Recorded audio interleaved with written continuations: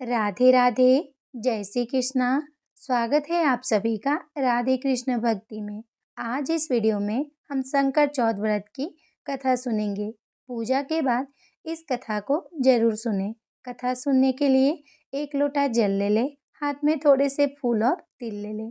अब हम कथा शुरू करते हैं। एक देवरानी और जेठानी थी। जेठानी बहुत ही गरीब थी। देवरानी के घर उसका कार्य करने जाती थी। वहां से उसे एक सेर जौ रोज मिलते थे।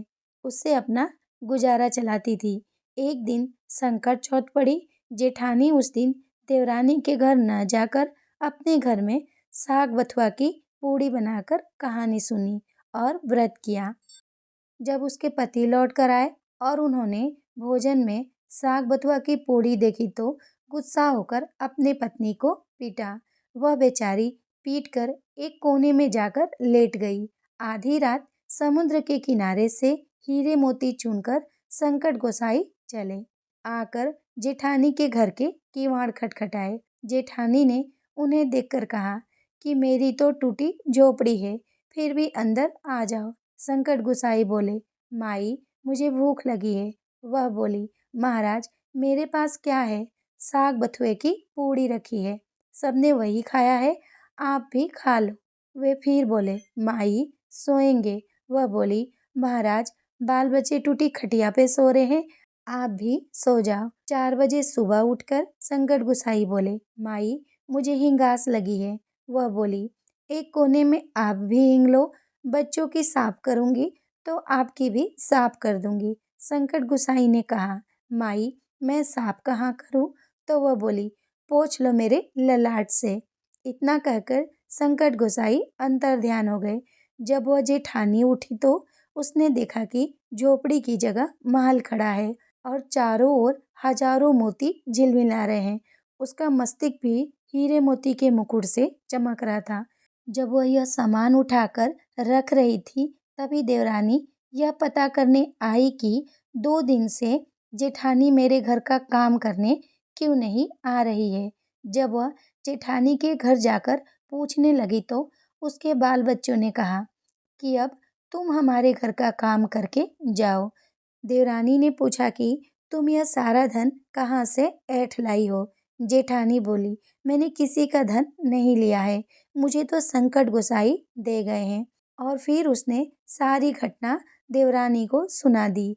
कथा सुनकर देवरानी ने सोचा कि अब की बार संकट चौथ आने पर मैं भी ऐसा ही करूंगी। दूसरे साल जब संकट चौथ आई तो देवरानी ने अपने घर में खूब पूड़ी पुआ सेके और पति से बोली, जब तुम काम से लौटो तो मुझे गुस्सा होकर मारना। जब रात में कोल्हू की पहाड़ से नीपा खाकर संकट गुसाई आए तो देवरानी के यहाँ के किवाड़ खुलवाए। देवरानी ने कहा कि महाराज उसके यहाँ क्या था, मेरे यहाँ बढ़िया किवाड़ है, अंदर आ जाओ। उन्होंने कहा, माई मुझे भूख लगी है। तो देवरानी ने कहा कि मेरे यहाँ भरी सब्जियाँ पुआ पूड़ी रखे हैं, आप खूब खाओ। संकट गोसाई बोले, माई मुझे नींद लगी है। तो उसने कहा कि सूत के पलंग पे सो जाओ।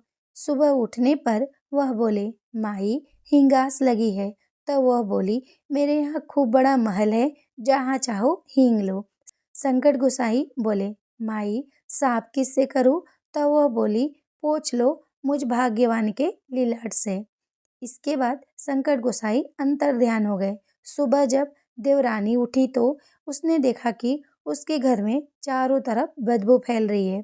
जिधर पैर रखती उधर ही गंदगी पड़ी थी। अब देवरानी का पारा 7वें आसमान पर चढ़ गया।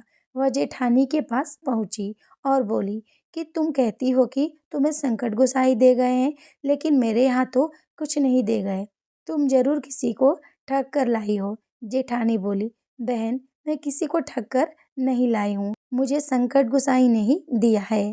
फर्क इतना है कि मैं अभाव में रहकर निस्वार्थ भाव से उनकी सेवा की और तुम धन्य धान्य से संपन्न होने पर अभिमान में रहकर लालच के वश में होकर उनकी सेवा की। हे गणेश भगवान, जैसे आपने जेठानी की सुनी वैसे सबकी सुनना। बोलो विघ्नहर्ता गणेश भगवान की जय।